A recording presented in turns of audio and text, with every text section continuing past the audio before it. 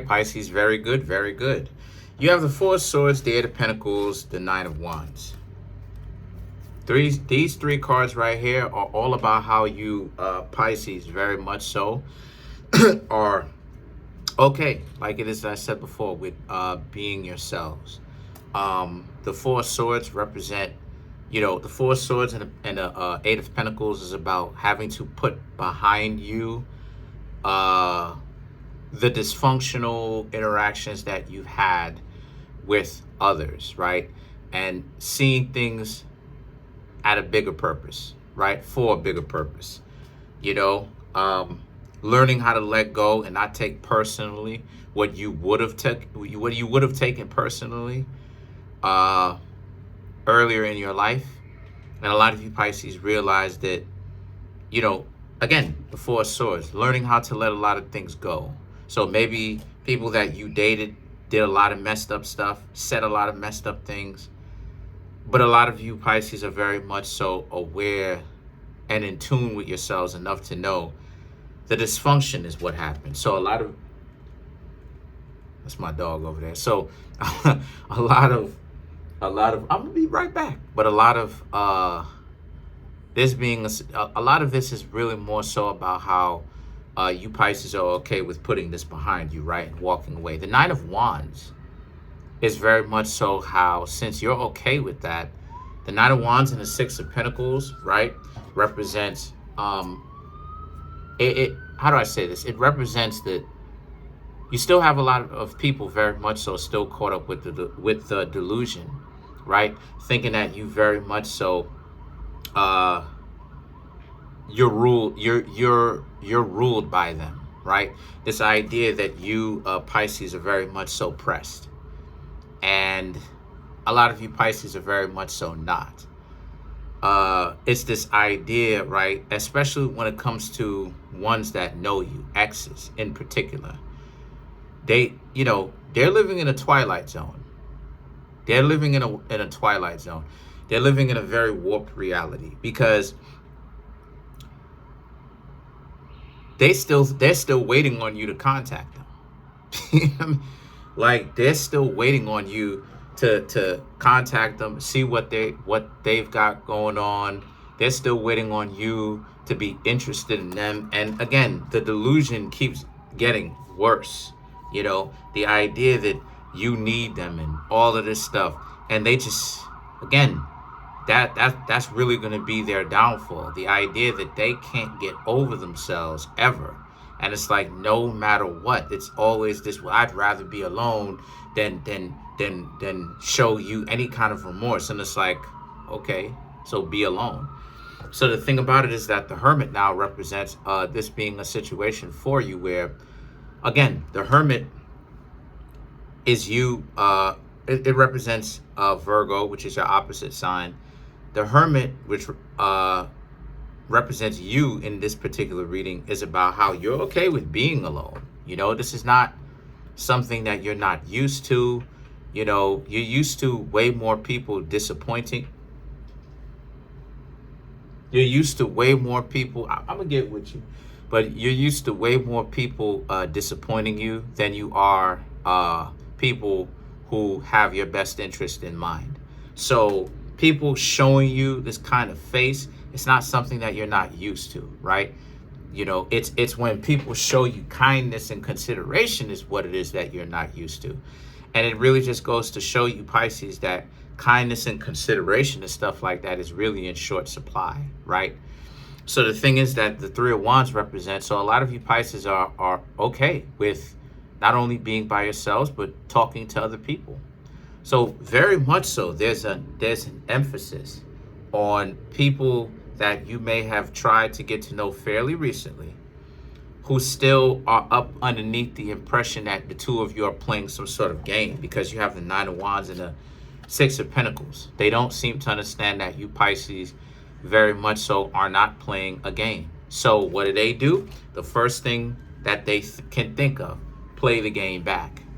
But they don't seem to understand that that's not going to work, because the Three of Wands now is you're going off and talking to somebody else. Now, again, the Three of Wands can represent travel, okay? So you could be traveling, you could be, it could represent travel, it could represent the relationship ending on a cliffhanger where you're okay with it, or leaving them hanging where they are, caught up with the idea that somehow you're going to come back and you're okay with leaving them behind. Something like that. And the Six of Wands now represents, as a result of this, you're okay with that. You're okay with how this book between you and them ends, right? You've been trying to end it. And the Six of Wands represents all this is going to do is just take you into the direction that you ultimately want to go. Okay. The Magician is now about how, because you already know that there's someone out there better for you, right?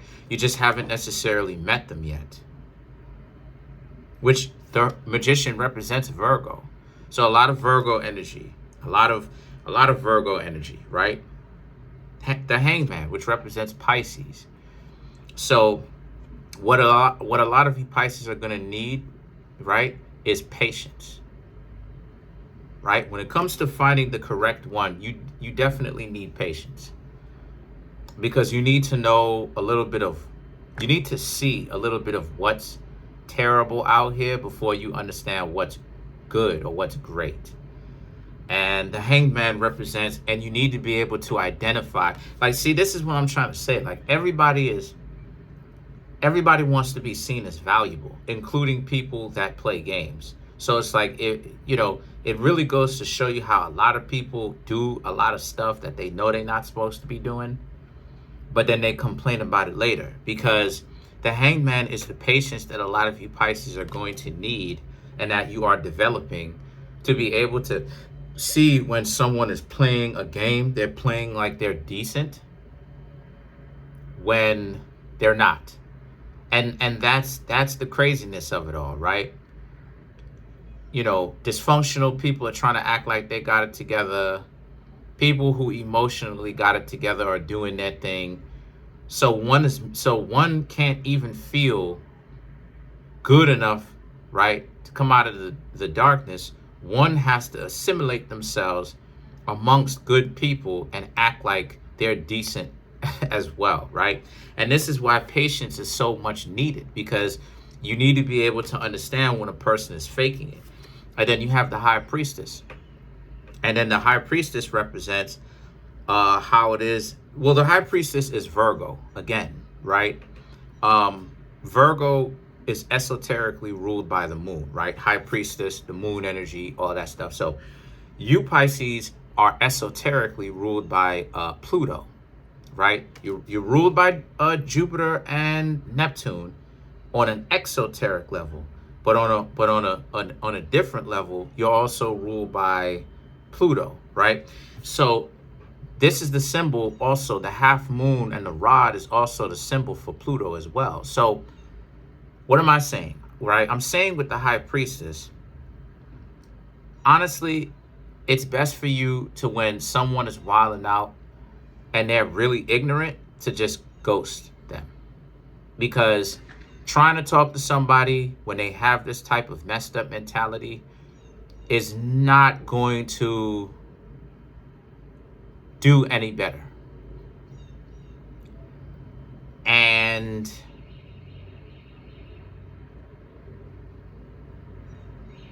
you Pisces pretty much understand that, right? It's not going to do you any good, right? The best thing for you to do is to stay quiet, right? Especially when it comes to someone who's ignorant, who you can't have conversations with, because it's going to be a dysfunctional interaction with them.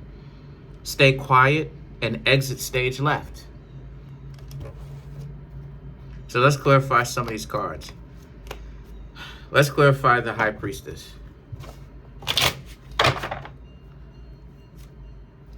The Fool, right. Two of Swords. The Knight of Swords. The Hermit. So the Fool and the Two of Swords is really about you being in a situation where uh, you're free from a lot of the dogmatic, ironically, right? No pun intended. But you're free from the dogmatic, and there's a dog on the card. You know what I'm saying?